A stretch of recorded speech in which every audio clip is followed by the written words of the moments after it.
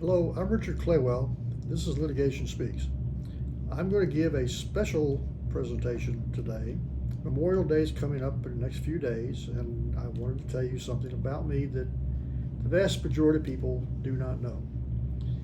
I'm a veteran, and I want to tell you about what I did and what a group of individuals did over in Vietnam. I joined the Army and went into the Army in January 1969. I went through basic training at Fort Bliss, Texas. Then I went to, it's called Advanced Individual Training, went to AIT school in San Antonio to be a medic. I was sent to Fort Carson, Colorado. From what I understand is a pretty good duty station, but I didn't care for it at all. One of the things that they had us do was go out on some maneuver playing their, what I call war games, and there was snow on the ground, and it was cold, and it was beyond cold, and I am not a cold weather person. So shortly after I got back, I went down to the office. I forget what the exact name of the office is, orderly station or something along those lines, and I volunteered to go to Vietnam because I didn't want to be in the snow. It took about a heartbeat for the U.S. Army to decide, yeah, I want to send you to Vietnam. So I went over to Vietnam in November of 1969, and I actually came back in August of 71. That's considered to be 2 tours of Vietnam. When I first went over there, I went to a place called Tam Key. This was with the Americal Division, which is the 23rd Infantry Division. And if you ever seen the movie or the series MASH, that's what it really was. People would bring the wounded into that particular aid station. We would take care of them, do as much as we could, and then they would go to a hospital. I was very fortunate that there were a number of doctors there that took medics under their wing and taught them how to do life-saving procedures. And one of those doctors is an individual named Jerry Rogers. He lives up in northeast Texas someplace. But he took the extra time to teach medics what to do and how to do it. That was beneficial because we would get mass casualties in. We had 3 areas set up where the doctors could rotate and take care of patients, and we had 3 doctors on staff there. And then we had like 10 or 12 little small areas where we could take care of individuals. The problem was we get mass casualties, 10 or 15 people come in at once. The doctors couldn't do everything that needed to be done. So we were allowed to treat these patients. Sometimes we'd go to the doctors and, quote, interrupt them while they were taking care of somebody and give them a synopsis of what our patients needed to have done, and they would say, okay, then we would go take care of them. So it was beneficial for the doctors and for the soldiers that we knew how to do that. I took that experience with me the rest of my Vietnam career, and I can't thank Doc Rogers and the other doctors over there for teaching us what to do and how to do that. We supported an armored cav unit, which was F Troop 17th Cav, 196th Light Infantry Division, 190. I screwed up. It was with the F Troop 196th Light Infantry Division of the Americal.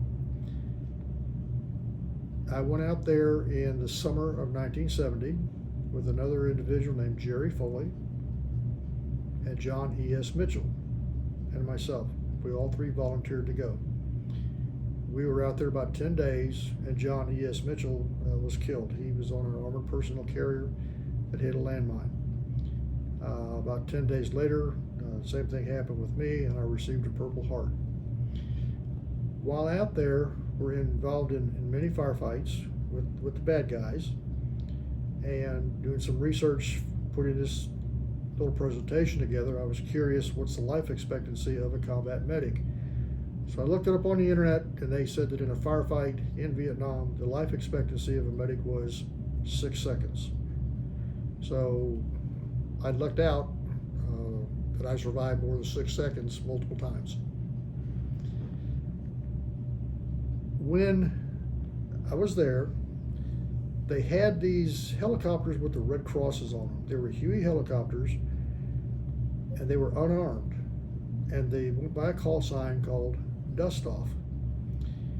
And I saw that, and I thought, that's really what I would like to do. So I went to the commanding officer, told him I'd like to fly Dust Off, and their response was, or his response was, that's fine. When your tour is up, you can go fly Dust Off. Which meant I had to be there more than a year. Which meant I had the technology to do that. So I extended my tour for 6 months, and then I extended it a second time for 9 months, and I'll tell you about that in a minute. So I extended my tour so I could fly Dust Off. Now, in order to do that, you have to have a flight physical. And in my heart, at the very bottom of it, at the very bottom it starts to go up a little bit. Well, mine goes up, it drops down, and goes back up again. So there's a little glitch in my heart, and they were considering whether or not I should be able to fly Dust Off because of this little problem with my heart. And they said when I got older, I may have difficulty with it. And I said, well, are you seriously thinking about not letting me fly? And they said, yeah. And I told the flight surgeon, well, it doesn't make any difference because I'm probably going to get killed anyway. So they let me fly Dust Off. Again, looking on the internet for the life expectancy of Dust Off crews. And this was our call sign, which was Dust Off. And again, we were unarmed because the Geneva Convention said we were non-combatants. The life expectancy of a Dust Off crew in Vietnam was 19 minutes. So you can start to see this is a little bit on the dangerous side to be doing these sorts of things. Of course, being 21 years old and being invincible, it really didn't make a whole lot of difference. I was going to be there and do my thing and leave, and everything was going to be fine. When a Dust Off ship landed inside of a landing zone to pick up somebody, the life expectancy at that point in time, looking on the internet, was 30 seconds. So our point of view pretty much was we're going to get in and get out, and if we're there on the ground longer than 10 or 15, 20 seconds, it was too long. Somebody was dilly-dallying around. And I flew from December of 1970 until August of 1971. It's not quite 2 years, but when I extended my first time for 6 months, that was the minimum I think that you had to extend in order to stay over there. They had a provision called an early out, and I really liked the Army a lot, to the point where I just wanted to get out of there. So I extended a second time for about 3 months or so, and when I came back through Fort Lewis, Washington, to the day I had 6 months of duty left, and they basically kicked me in the seat of the pants and said, get out of here, and I said, adios, I'm gone. So that's why I've got kind of an unusual time period for being over there. We flew out of Da Nang, and our call sign was Da Nang Dust Off. We supported the 196 Light Infantry Brigade, which was again at Tam Key, and the 196 call sign was Charger. That's just what they were called. And so our call sign being down there was Charger Dust Off. So if anybody needed a dust off in Tam Key, that's who they called, was Charger Dust Off. Now Tam Key was about 30 miles south of Da Nang and about 30 miles north of Chu Lai. So right smack dab in the middle, and we were fairly close to the coast. When I started flying, they needed some medics in Phu Bai. Now Phu Bai is the old ancient imperial city of Da Nang. So I got to fly in Phu Bai. And it was called TDY, which is temporary duty. So anyway, I got to fly in Phu Bai. So what I remember about Phu Bai was it had all these old ancient stone temples over there. And they were really pretty cool.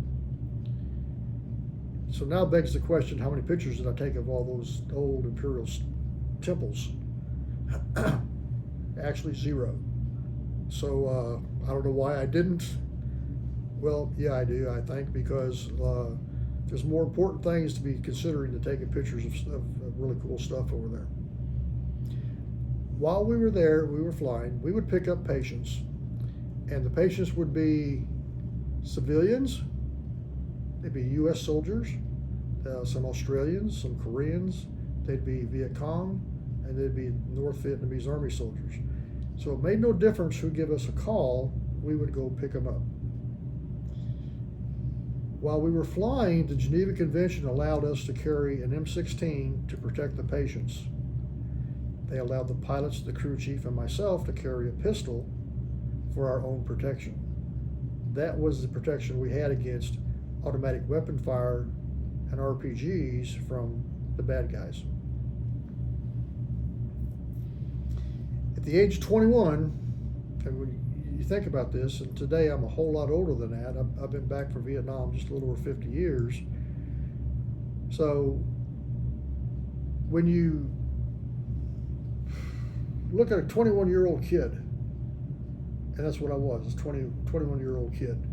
I am working on picking up patients out of rice paddies and out of the jungles, and we are picking up multiple individuals that are all seriously wounded, and they may or may not live for the next 10, 15, 20 minutes, and someone has to make life or death decisions on who will be worked on and who will not. So those are the decisions I was making when I was a 21-year-old kid. It's very common for us to be shot at. Now, the VC and the North Vietnamese said that they didn't recognize that we were medical evacuation helicopters, even though we had this big red cross in front of a white emblem on the helicopter. Typically, they were on both of the doors on the side, a lot of times on the belly of the helicopter and on the nose. How you could miss it, I really don't understand that, but that was their contention. They didn't know that they were shooting at unarmed medical evacuation helicopters, but they did it constantly. Even when they were having peace talks in Paris, France, they were still shooting at us. They were supposed to stop, but they just never did stop doing that. So we would receive battle damage from these automatic weapon fire, from the RPGs, and if you landed on a landmine, that's going to end your day for you, and probably end your life for you also. So we had those issues to contend with because we never knew where the landmines were. But that would pretty much destroy a helicopter. A lot of times we would take small arms fire, automatic weapon. You see the assault rifles that they talk on TV about today, where a lot of these idiots, I can't think of a better word for them, but a lot of these idiots are getting assault rifles and they're going to different places and killing a bunch of people. Well, those are the weapons that the VC and the NVA, the North Vietnamese Army, they were using to fire against us. So that would do a lot of damage to an aircraft, to the point where they couldn't fly. They just were not fit to fly. You could repair most of them, but some of them you just could not repair. We went into a place called Hepduck Valley, and I actually watched the movie We Were Soldiers, and the nickname for that, the Trang Valley, was the Valley of Death. The nickname for Hepduck Valley was the Valley of Death. That is a place that you did not want to go. When I was with F Troop, we were out in Hepduck Valley, so I knew what it was like to be out there on the ground. One time they got into a firefight, F Troop did, not while I was with F Troop, but it lasted about 2 days. Now, our unit was assigned 6 helicopters. If one of them gets shot up a little bit, then you can repair it. It's not that big a deal. You got 5, you can rotate with the 5 and kind of see where you're going. It's not a major problem. Ran into some NVA, North Vietnamese Army. These are regular Army guys. These are not guys who just humping a rifle that they're living out in the jungle. I mean, these are trained forces, professional soldier type people. In a 2-day time period, again, we were assigned 6 helicopters. In a 2-day time period, we lost 9 helicopters. Now, I know what you're saying. That's impossible because you only got 6. We would get replacement helicopters from other units. So do the math. We only had 6. 9 were shot up so bad they wouldn't fly any longer in a 2-day time period.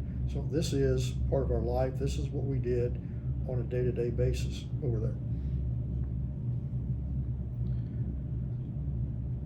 When while I was flying, I actually had 5 helicopters that received battle damage so bad that I was told that they put these things on some kind of a boat. I'm not sure what it was. I guess an aircraft carrier. They took them out to the South China Sea and just dumped them in the ocean because there was so much damage to the helicopters. During the time period that Dust Off was in Vietnam, there was a total of 496,572 missions that were done like this. And keep in mind, every time we went into an LZ, there was a real good chance we were going to get shot at. And Dust Off crews evacuated a little over 900,000 people while we were there. One of the reasons that we got shot at so much was gunship support. These guys out in the jungles or in the rice paddies would be ambushed by the bad guys. And bad guys, I mean the Viet Cong or the North Vietnamese Army. They would get ambushed by these guys. So then they would call us because somebody got shot and they have a serious wound. And if we don't get them, they're going to die. So we would call for gunships, and the gunships are already in a different battle helping other units with their issues. So we could not get a gunship most of the time.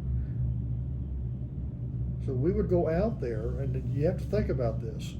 We were flying out there, we're talking to the ground unit, we know what's going on, they're taking small arms fire, taking automatic weapons fire. We arrive on post, and we still don't have any gunships. So the message we get from the ground is, if you don't come in and get these guys, they're going to die. So the rhetorical question, what do? Do you just sit up there and circle and wait, or do you just go ahead and land into a hot LZ knowing you're going to get shot at? And the answer was very, very simple. Let's go, guys, we're going down to pick them up. And that's what we did every time. If we could get gunship support, that was fine. If we didn't get gunship support, that was fine too. Actually, all it really did, there's a thing called a pucker factor. You might have to look that one up on the internet, but if you didn't have gunships, it just created your pucker factor, make it a little more difficult. There were a total of around 3 million people that actually went to Vietnam. Of that, about 3,000 flew Dust Off. Dust Off was voluntary. Nobody could force you to do it. It was 100% voluntary. So all the pilots, all the crew chiefs, and all the medics volunteered to do this. And the interesting part about that is, I never knew of anybody in our unit that said they would no longer fly. Now, there was one guy that did that. He was flying out of Fubai. He was shot down. He went through some pretty heavy-duty stuff. He was actually nominated for the Medal of Honor. He got the Distinguished Service Cross, and they were going into a different LZ at a later date. And he said, this is just too similar to what's going on. I don't want to fly anymore. So that aircraft went back. They got another crew chief or another airplane, and off they went. Because of us having to land in LZs, an LZ is a landing zone, and an LZ that was under fire, we had a lot of casualties. Now, casualties is someone's either wounded or they died. When you look at the statistics that are published today, it says that Dust Off had 3 times as more casualties than any other type of aviation unit in Vietnam. So it was very, very dangerous to do that, to fly in that. So you had a 1 in 3 chance of either being killed or wounded flying Dust Off missions. One of the reasons I want to do this for you all is to let you know what these Dust Off crews did. I just happened to be part of it, but the people that were out in the rice paddies, the people that were in the jungles and the hospitals knew what Dust Off was about. Other than that, nobody knows what we did. And I've very seldom ever talk about it to anybody except my wife. For years, I didn't even tell her what I did. She just knew I was a medic in Vietnam. We started going to some reunions for our unit, Dust Off unit, and she asked me why didn't you tell me some of this stuff? And the answer was, if I told you, you wouldn't believe me. So it's kind of like the 9 aircraft. That's impossible. But been there, done that. That actually happens. The types of missions that we had were kind of unique in that we were never escorted. The helicopters in Vietnam typically traveled in pairs, especially the gunships. We couldn't get gunships, so we would fly by ourselves, day or night. When the weather was bad, most helicopters over there did not fly. And at nighttime, most helicopters did not fly. For us, flying dust off, it made no difference. If you were shot and you were dying, it didn't make any difference to us if it was day or night, good weather, bad weather. We would go ahead and take the mission and go out and evacuate the people, take them back to a hospital. So that's something that the dust-off crews did that was kind of unique over there. So the missions that we had were really pretty interesting. A lot of the pilots would low level, and that means that we typically would fly 1,000, 1,500 feet to get to where we were going to go to. They would figure out where the landing zone was. They would get away from that to the point where they didn't think we were taking any fire from a particular direction. Then they would go to the ground and get real low to the ground. I even remember picking rice stems out of the skids. That's pretty low. So when we would fly, they always talked in knots. I'm not a knot type of person. From what I understand, it's over in excess of 100 miles an hour at a very, very low altitude. And what they would do is they would get almost to where the landing zone was, and they would turn the tail around 180 degrees. They would kick whatever they would do, and that tail would go almost straight up in the air. So now the wind from the rotor blade is pushing the opposite direction from where we just came from, and we would drop on a dime right where we were supposed to be. I'm still amazed that these guys could do that, but they did that all the time. Another approach that was done is they would start at either 1,000 or 1,500 feet, and they would tip the nose of the helicopter down, tip it a little bit to the left, and I sat on the right-hand side of the aircraft in the back, and they would just drop to the point where when we would get to the ground level, there was so much G-force I couldn't even hardly move, which was really, really kind of interesting. We also had missions, and this is where people will tell you can't do that. We would go out into the jungle area, and they wouldn't tell us that we needed a hoist, and a hoist is a cable that's got a penetrator on it where you can lower it down in the trees and get somebody on one of those.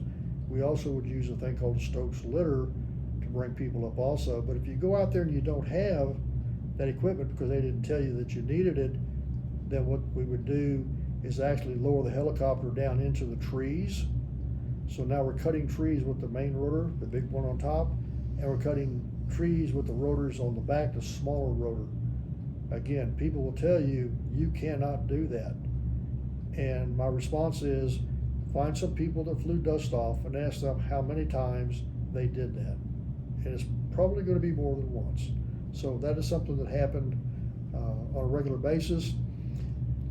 We would identify where the ground unit was. We would ask them to pop a smoke. If you ever seen on TV, they got these little canisters, and it'll spew out. Typically, I see a red smoke sort of thing on TV, but they've got all different colors for doing that. We would identify the smoke, and the pilot would land where that particular smoke was to pick up the patients. Now, think about this. You're up there, 1,000 feet or so, and you ask them to pop a smoke for you, and I can see this in my mind's eye. They pop a yellow smoke, and so the pilot knows where he's going to. He starts down. Of course, depending on the pilot, sometimes they would just circle to go down there. So by the time you come out of the circle and you're getting ready to low level, now you have 3 yellow smokes. So which yellow smoke do you go to? So it gets to be a challenge to try to figure that out. At night, there was a problem because we couldn't identify smoke. Sometimes people would have a strobe light that we could use, and I've actually, I know a medic that told me that he actually landed on a Zippo cigarette lighter. So that you light that, here's a lighter, but over there, out in the jungle and in the rice paddies, it's darker than dark. So those things really stand out.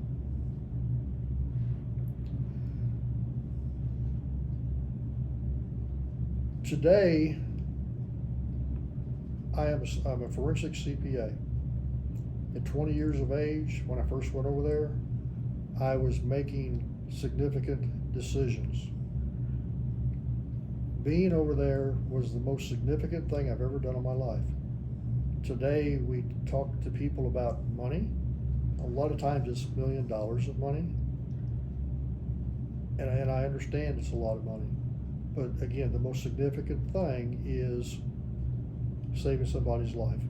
And that's what I had an opportunity to do. That's what the dust-off crews did over there.